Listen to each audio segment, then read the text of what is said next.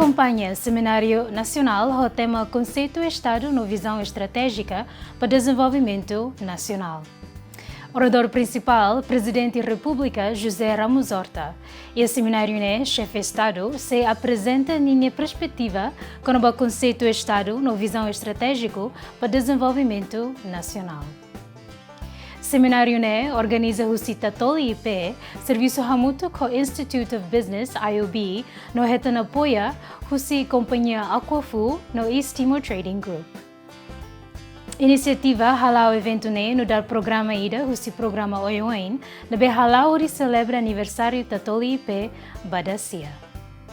Programa hala'o ia salão IOB e a sexta-feira, lorong walu, fulan agosto, tinan ring rua nulo resin 5, hahu husi tukusia, tuku sanulo resin ida hobalong, no se transmite direta li husi plataforma Facebook, no YouTube, TATOLI.